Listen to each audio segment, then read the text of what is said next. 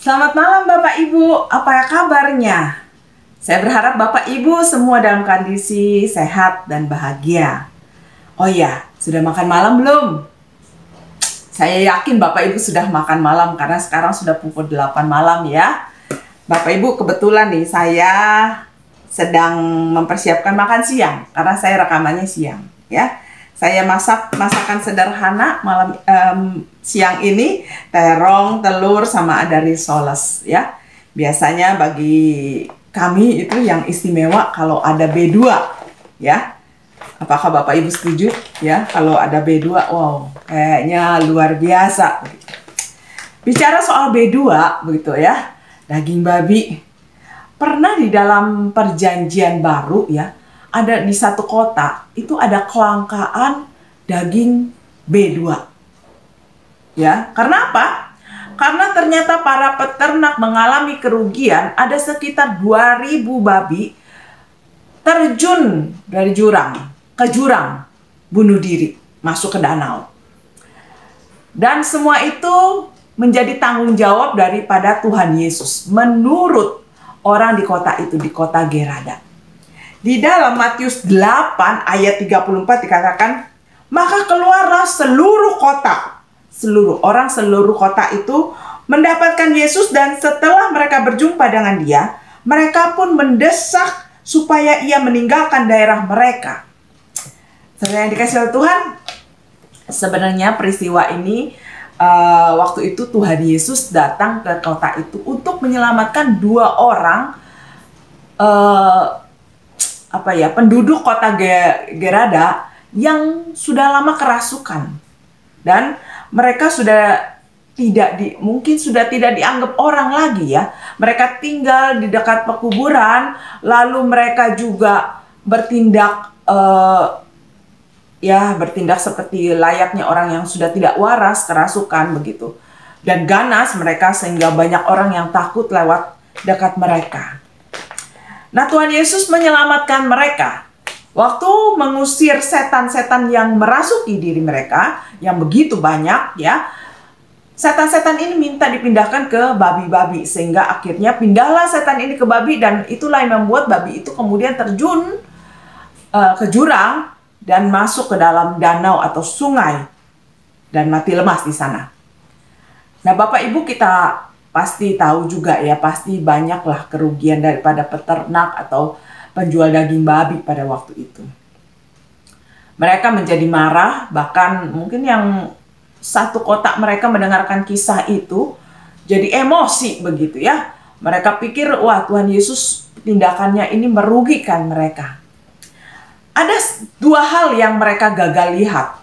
Ya, penduduk kota Gerada ini gagal lihat. Yang pertama adalah mereka lupa bahwa 2 orang yang ditolong Tuhan ini adalah anggota daripada atau bagian daripada masyarakat kota Gerada.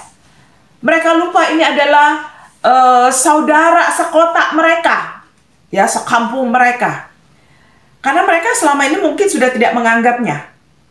Karena hidup mereka yang karena dirasuk setan itu sudah dianggap tidak waras begitu ya. Mereka tidak bisa melihat bahwa saudara mereka sudah kembali normal. Dan itu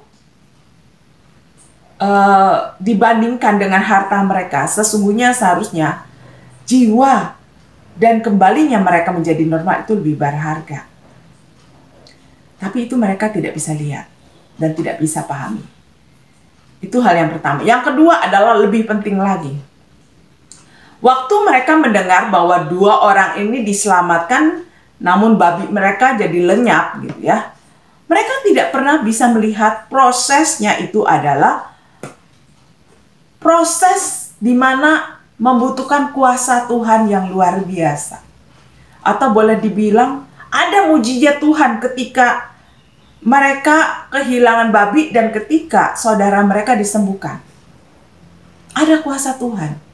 Selama ini tidak ada seorang tabib pun atau salah satu daripada masyarakat kota itu yang mampu membuat 2 orang ini menjadi normal.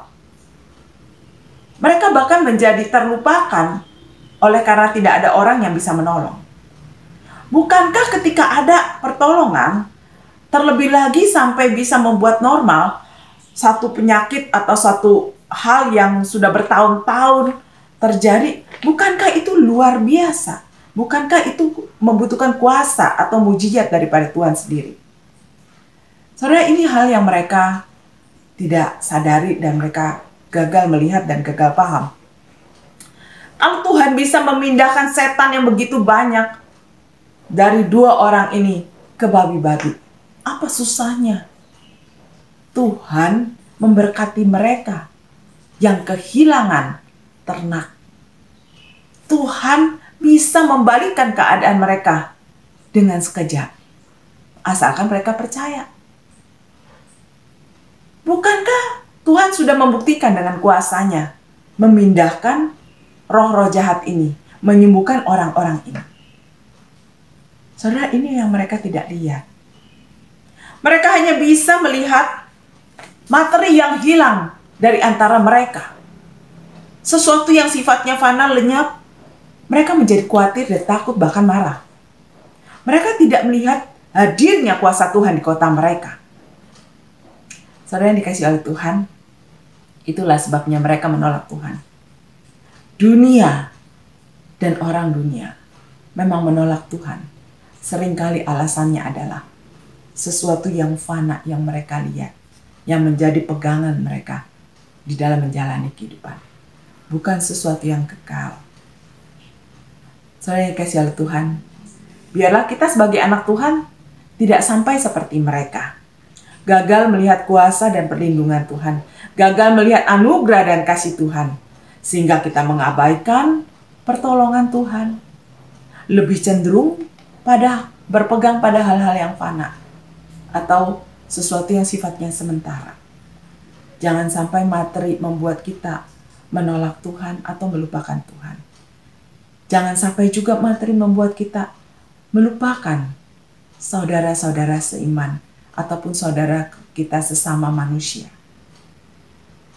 Biarlah firman Tuhan malam ini menolong kita semua. Mari kita berdoa. Bapa yang Maha Baik, tolonglah kami untuk mengerti kasih Tuhan dan kuasa Tuhan. Dan bergantung pada anugerah Tuhan serta kuasa Tuhan. Tuhan, jangan biarkan kami terpaku pada hal-hal yang kami lihat yang sebenarnya sifatnya fana atau dari dunia ini. Jangan biarkan kami ya Tuhan bergantung pada hal materi, lebih mencintai materi daripada saudara seiman kami maupun sesama kami. Tuhan, tolong kami semua untuk mengerti kebenaran malam ini. Terima kasih Tuhan, berkati kami semua. Di dalam nama Tuhan Yesus kami berdoa. Amin. Selamat malam, Tuhan memberkati kita semua. Sampai jumpa.